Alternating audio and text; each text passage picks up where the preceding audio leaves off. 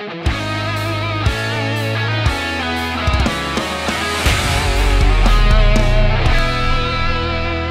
você busca em ter seu próprio negócio e empreender no segmento que mais cresce no Brasil e lucrar até R$12 mil por mês, você precisa conhecer a Micromarket. Prazer, meu nome é Daniel, sócio fundador da Micro, e a gente é uma franquia de mercados autônomos. Esses mercados que funcionam com condomínios residenciais, empresas, hotéis, shopping e muito mais. A partir de R$60 mil, você monta a sua unidade, fatura 24 horas por dia, 7 dias por semana, em horários flexíveis, sem a necessidade de ter funcionários. Eu sei que parece ser bom demais para ser verdade, mas só no Brasil já existem mais de 10 mil unidades de mercados autônomos em funcionamento. Na Micromarket, você tem o retorno do seu investimento a partir de 6 meses e uma rentabilidade de 20% a 30% ao mês. É uma grande revolução que vem acontecendo no varejo brasileiro, onde cada vez mais o consumidor busca conveniência, praticidade e segurança no seu dia a dia. Então, se você ficou interessado, entre em contato com o nosso time comercial, que a gente vai te dar todo o suporte e te mostrar como é fácil empreender com a Micromarket. Eu espero vocês. Forte abraço.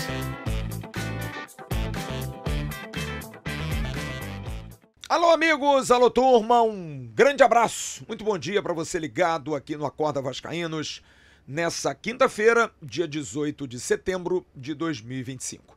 Estamos chegando com a opinião dessa quinta-feira nesse quadro diário que vai de domingo a domingo. Estamos aqui em nome da Micromarket, que é parceira nossa aqui no canal Atenção Vascaínos. O Vasco se prepara para enfrentar o Flamengo no domingo, um jogo muito difícil. É claro que a gente sempre fica naquela expectativa de jogar, de poder vencer, mas é um jogo difícil. O Flamengo joga hoje à noite contra o Estudiantes e a gente fica sempre na dúvida se vale a pena azarar os caras ou não, porque eles vão se machucar, eles vão perder. Os caras têm 2 times, gente. Eles têm 2 times. Então, não sei se vale esse estresse todo, essa dor de cabeça toda, sabe? Essa coisa assim, ferro e fogo.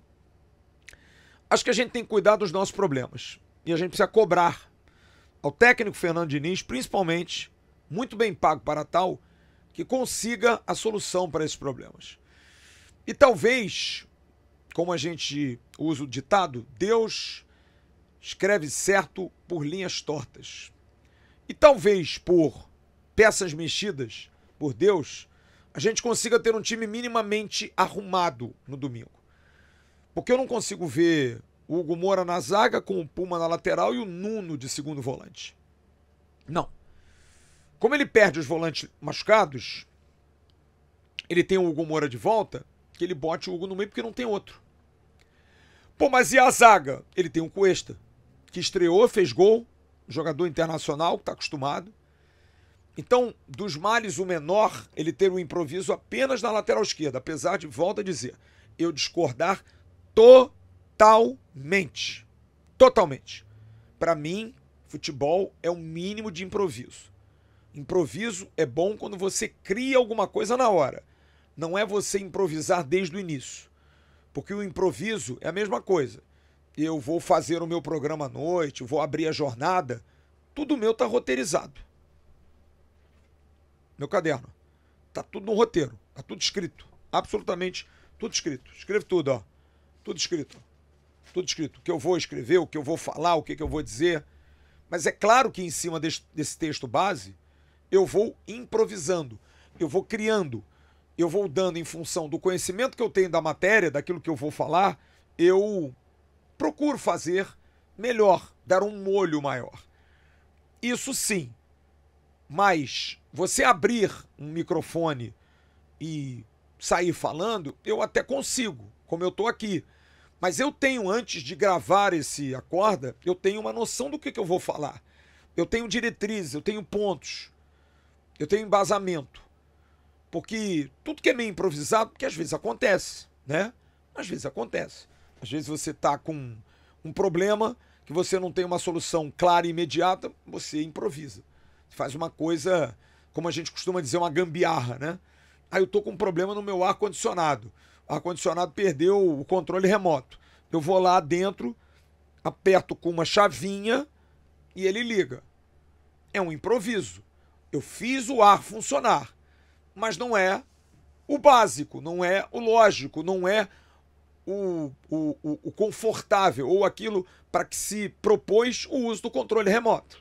Eu chamo um técnico que controla o ar e que mexe no controle e que vai fazer o controle funcionar. Volta a funcionar sem improvisos. Então o improviso ele pode trazer solução, mas é raro. É difícil você viver no improviso. É difícil você achar que o improviso vai ser solução para o resto da vida.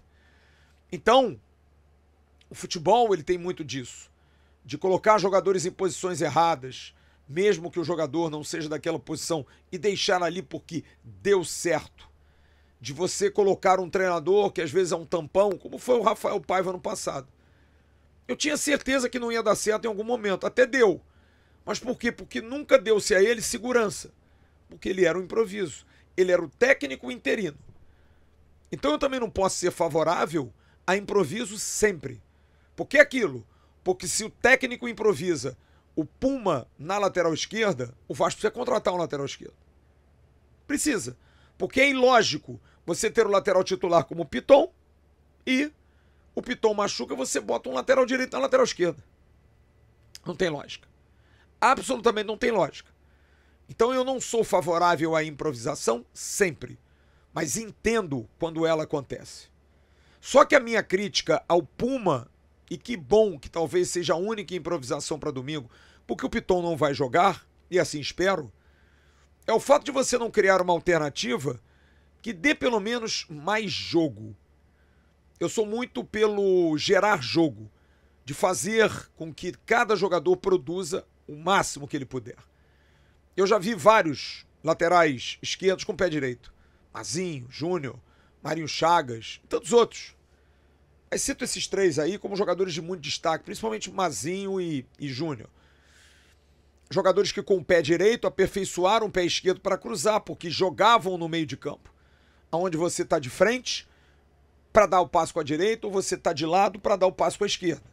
Então você tem que ter essa capacidade, esse dom. Ou se não tiver bem com um com o outro, tem que treinar.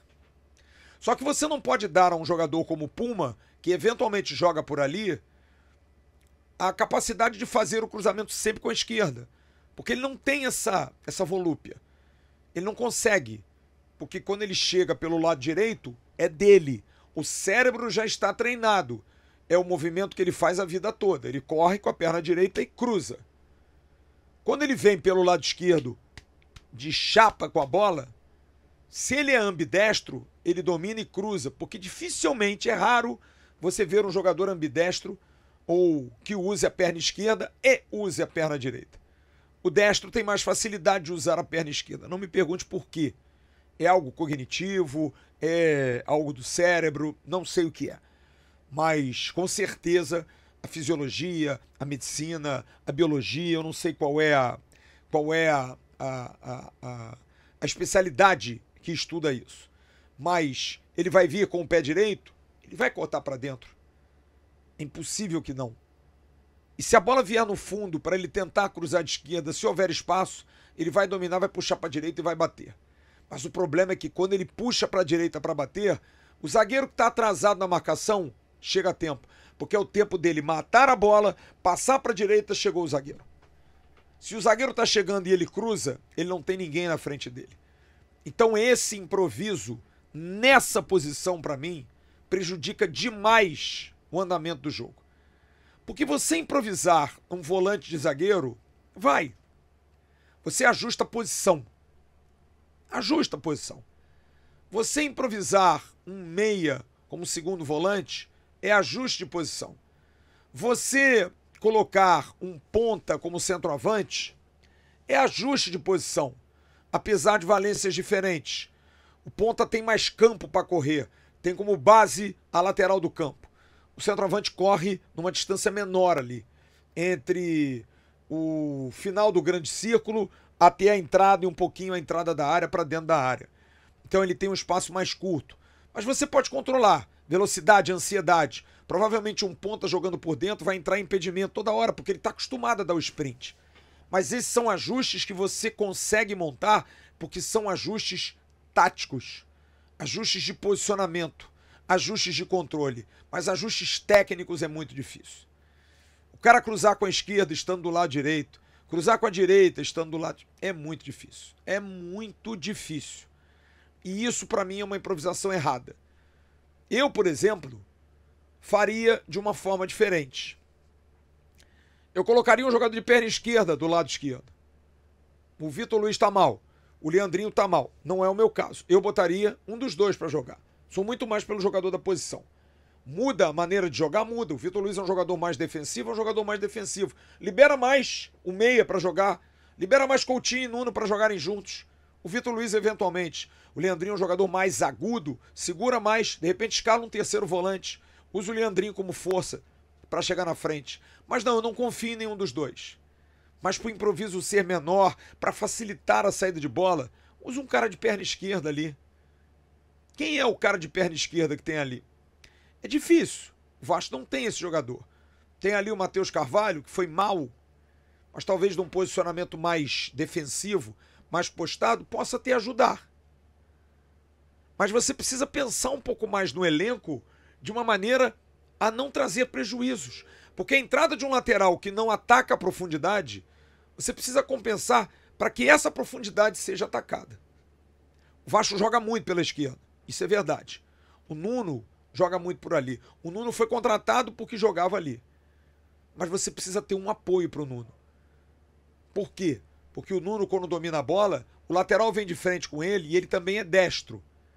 Mas fica na dúvida, porque ele tem a valência de cortar para o fundo e meter de esquerda. Mas na maioria das vezes ele corta para dentro e mete pela direita. Mas aí a cobertura dele fica na dúvida. Vai marcar a direita dele ou vai marcar a profundidade dele? E se ele tem um apoio, esse apoio duplica a dúvida dos adversários. Porque ele pode fazer o gesto para dentro e meter para fora. Ou ele pode fazer o gesto para dentro e meter no fundo, para onde vem o lateral. E aí quem fica na marcação fica perdido. Já ele sozinho, sem esse apoio, esse suporte do 1-2, o cara só no gingar dele já fica ligado.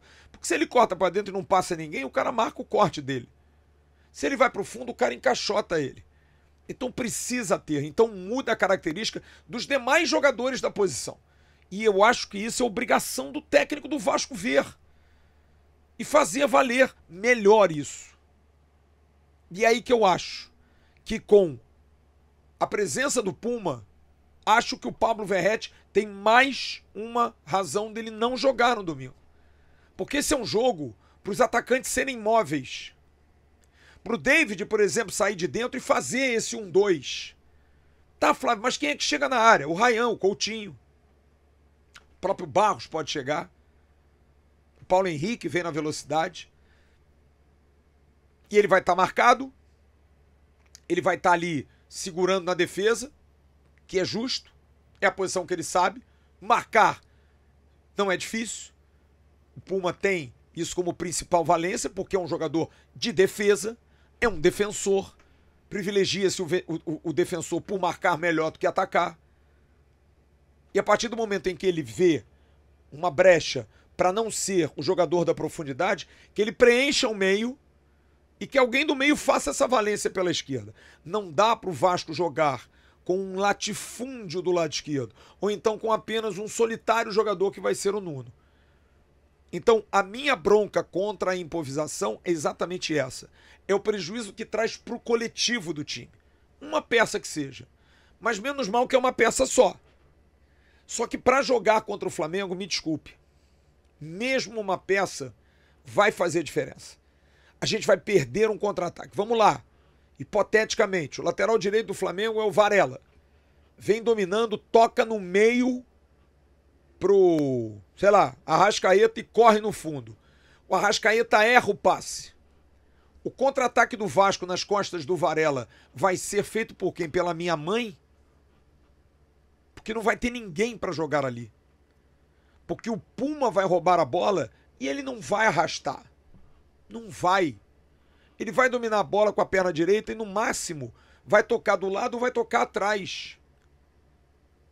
E aí que eu acho que um jogador mais móvel na frente, imediatamente, vai vislumbrar esse espaço. Um David, um Nuno, até um Ryan, entrando numa diagonal. O Verratti não vai fazer isso. Não é jogo pro Verratti. Não é jogo para ele. Eu tô dizendo isso aqui, eu e Jean, desde o domingo. Não é jogo. Tomara que a gente queime a língua, o Vasco vença por 1-0 o gol dele. Eu não quero ter razão, eu quero ser feliz.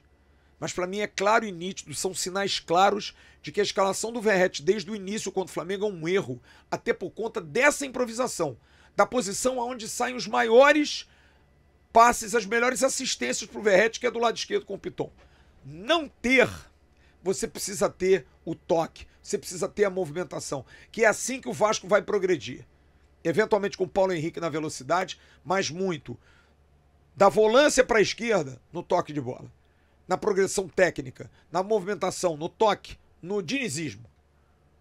E você não pode ter um centroavante fixo na área. Um jogador que não consegue fazer esse 1-2.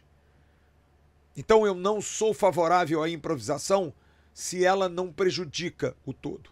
E eu estou preocupado que uma improvisação apenas contra um poderoso adversário possa prejudicar todo o sistema do Vasco. Diniz tem treino hoje, tem treino sexta e tem treino sábado. Que ele pense o melhor.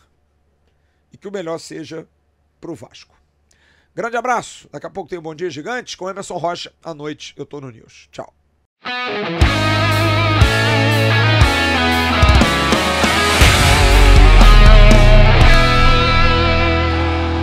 Para Roberto Dinamite sozinho. Atenção, vai enfiar. Gol!